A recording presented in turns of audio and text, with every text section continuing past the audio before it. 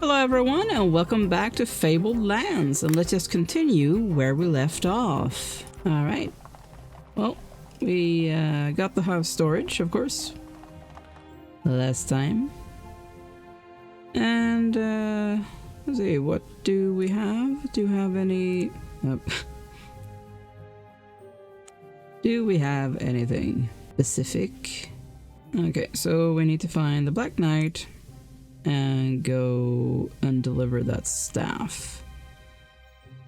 Now, I believe we are in the right place, aren't we?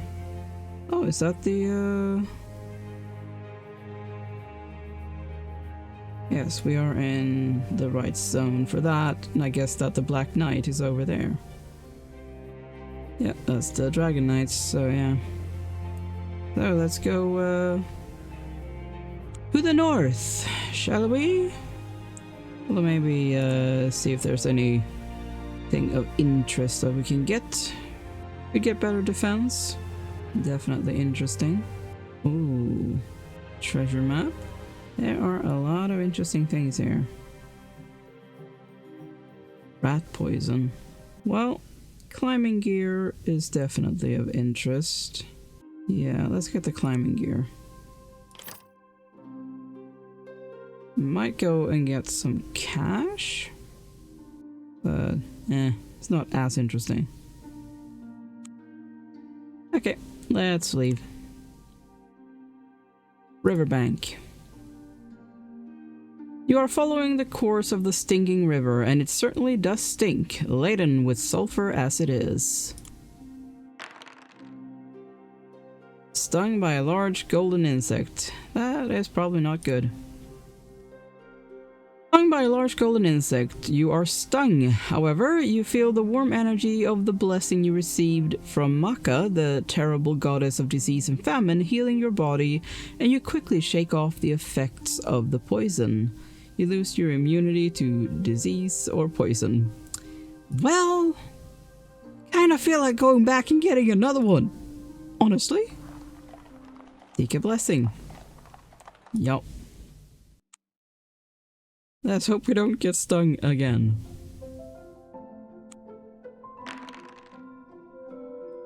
Catch a smolder fish. Ah, another one. You decided to try out fishing in these peculiar waters, and to your amazement, you catch a smolder fish. I already have one of those in my stash.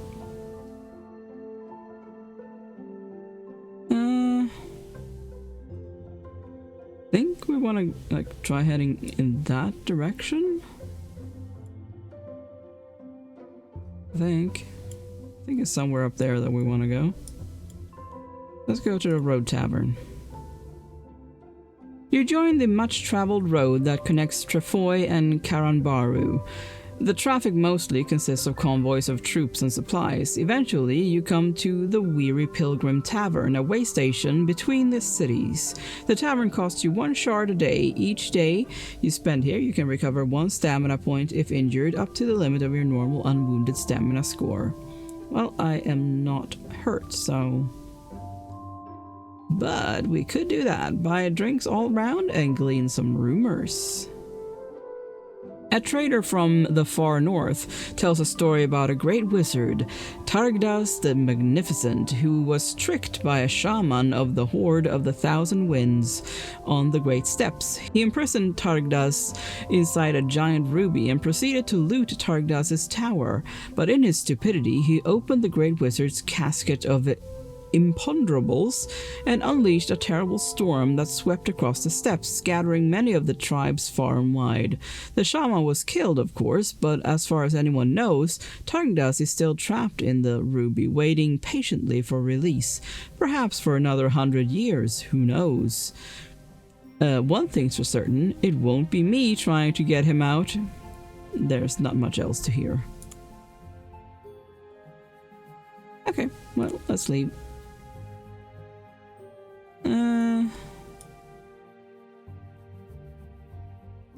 Yeah, maybe go to the Forest of Laroon. That should be where the druids are. The Forest of Laroon is a mighty swath of... Wait, do I not have the thing with me? Okay, let's go back. Oh boy. Can I not go back to that? The road is nearly blocked by wagons and supply convoys. A troop of soldiers forces its way through the throng. The men bang heads indiscriminately to clear people out of the way. Banged on the head, lose 1 stamina. Thanks. Unfortunately, you get banged on the head. Yeah, let's go back here. Recover 1 stamina. Leave. Let's go back to Yellowport. Apparently I forgot to bring my staff with me. Yeah, let's put that one back in here. And bring that out. Now, Forest of Laroon. The Forest of Laroon is a mighty swath of densely packed trees, a slice of primordial nature in the middle of busy, industrious Sokara. You thread your way through the ranks of trees. In places, the forest canopy almost blocks out the sunlight completely, and you are wandering in deep shadow, haunted by the cries of the creatures of the forest. Seek the Willow Druid. You are on a quest to take the oak staff to the Willow Druid, who lives in a sacred grove somewhere in the forest. You wander around looking for unusual tracks, strange creatures, anything that might lead you to a druid's den. Very nice. Successful scouting roll. You come across a forest glade. Birds twitter in the trees and woodland animals frolic playfully about. In the middle of the glade stands a mighty willow, ancient beyond reckoning. The trunk is hollow and a wooden door has been set in the entrance. You step into the glade. Okay. Very nice. Successful sanctity roll. You are pious enough to be allowed to enter the sacred grove. You step in and knock on the door. A kindly old druid opens the door and greets you. You hand him the oak staff. "Thank you," says the druid. "An oak staff, eh? That's an interesting message, to be sure." He hands you 50 shards as payment and a willow staff, saying, "Please take this staff to the oak druid in the City of Trees, on the Isle of Druids. I'm sure he'll reward you too. Good day, and thanks again."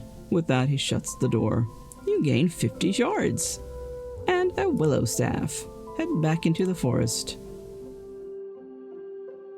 I don't know if that's a good idea, but sure. You hack your way through the undergrowth until you stumble across an old ruin. Creepers and forest moss have grown over most of it, but you can see mask-like faces set into the walls, glaring down at you as if in angry outrage at your intrusion. You come to a massive stone slab, clearly a door. Set into the middle of it is a round granite face, the visage of a sleeping demon. Suddenly, an eye pops open and regards you curiously. "By the tentacles of Tantalon!" exclaims the face in a gravelly voice. "A human! I haven't seen one of you lot for 100 years. An expression of suspicion forms on its rocky features. "What do you want anyway?" "Just passing through," you comment airily.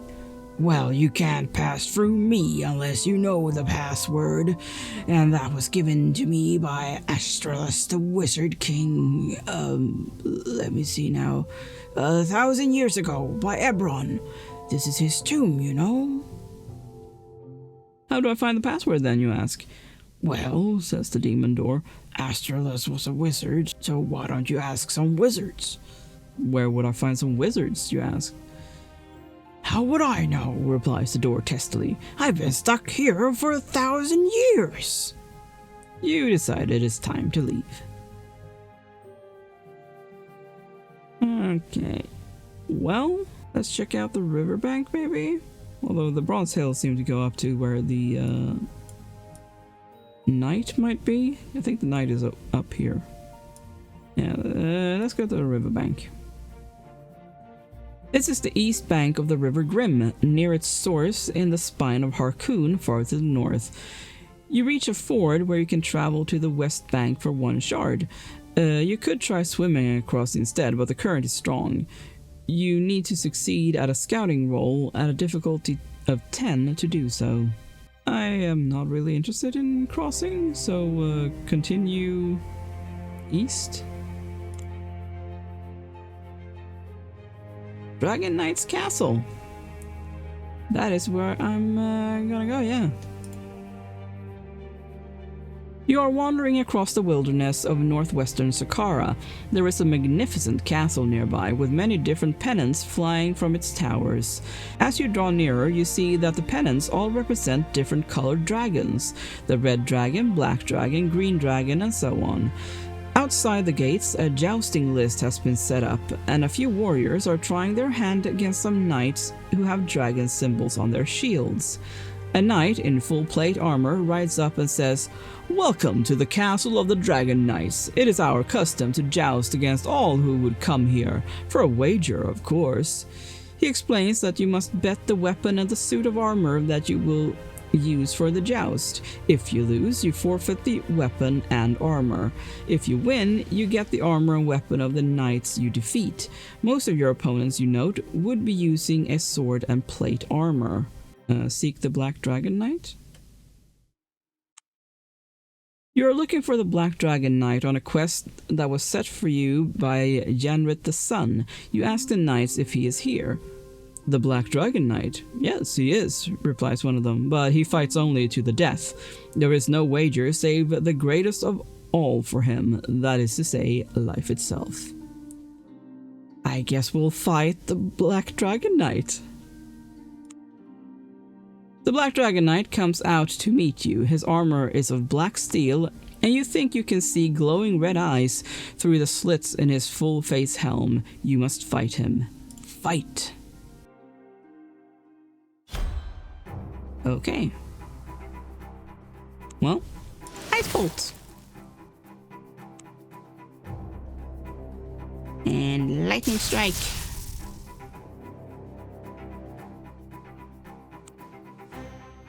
Okay, well...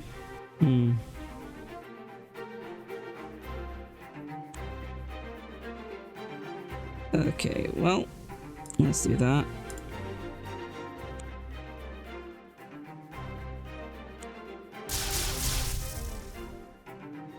How much does he hit for?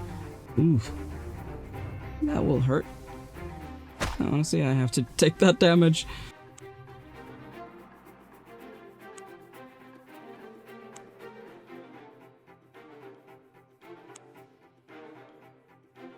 Alright.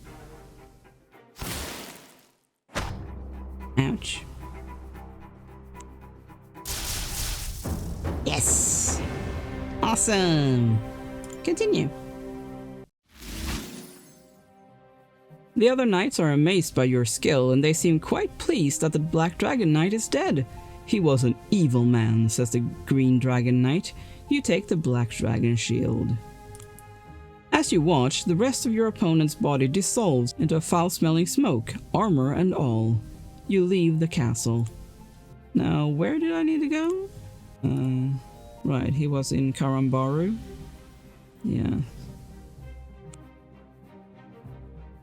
Which I guess is there? So let's go to the Bronze Hills. You're walking through Bronze Hills. Virtually, the whole area has been given over to mining. Everywhere, quarries and mineshafts abound. It is a horrible expanse of torn-up earth. Hardly any areas of green are left. Great heaps of excavated rock, leached of their useful minerals, mar the landscape. You find a quarry that is open to the public. That is to say, if you pay 50 shards, you can dig for an hour in a silver mine. No. Karambaru, yes. Karambaru is a medium-sized town that acts as a way station between the citadel to the north and the rich towns of the south. It is a garrison town. Many supplies, arms, and soldiers move through Karambaru on the north-south trail.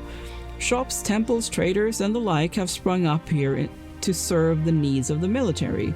There is also a sizable mining community, for the mines of Sokara lie in the Bronze Hills, just outside town, and a slave market where poor unfortunates sold into slavery are bought for work in the mines. The Karambaru market consists of several covered arcades. Much of its stock is for miners and soldiers, and it is run with business-like efficiency by the Sokaran military. Yeah, let's go to the inn. The Blue Griffin Tavern is frequented by soldiers and mercenaries. The tavern costs you 1 shard a day. Let's see. Ask the innkeeper about Yanrit the Sun. You ask the innkeeper about Yanrit the Sun. He looks at you oddly, clearly unsettled by your question. Some say he is the son of a mortal woman and the god Tyrnai, but he has not been here for some time. Suddenly he stops and stares in amazement at the corner of the tavern. You turn to look, and there, hunched over a stoop of ale, is Yanrit the Sun. He greets you. Give him the black dragon shield. Nice. You hand him the black dragon shield. You are indeed worthy, he says. And will you teach me your fighting arts, you ask? You have already learned all I can teach you, he says. You realize that what he says is true. Your defeat of the Black Dragon Knight has taught you much. You gain 1 combat permanently. You look up, but Yanrit the Sun has gone. Leave the tavern. Actually, I want to recover. Let's see what we have here. We have Lacuna, Tyrnai, and the 3 Fortunes. Good blessing. Yeah, sure. Tyrnai. The Temple of Tyrnai, the god of battle, chaos, and strife, is built like a small fortress in one corner of the city, near the barracks. Its heavy wooden gates are flanked by iron statues of bull-headed men wielding clubs. The workmanship is uncannily lifelike. Inside, the god is represented by a stone idol of a jaguar-headed warrior. A beautiful suit of gold chainmail adorns the idol. Oh, you can make resurrection arrangements? Oh wow, 800. Seek a blessing? Sure. Yeah, I couldn't talk to anyone there, so... Oh wow, 80. Anything interesting in the market? Ooh, plate armor! Wow. Interesting. Anyway. There isn't really anything here. Except maybe, like, check for rumors. You hear an interesting story about one of Baroness Ravain's knights in Golnir. Apparently, he is plotting against her. Intrigue and treachery in the court of the Baroness, mutters a man before his voice fades to a whisper. There's not much else to hear. Okay, well, I think I'm gonna head down to the to Yellowport so that we can get back to the Isle of Druids. Now, how much does it cost to go to the Isle of Druids? 15. Okay, let's do that then. Yes. A bark heading for the Isle of Druids to buy furs is prepared to take you. The journey across the Sea of Whispers is uneventful, and you dock at the trading post on the island a week or so later.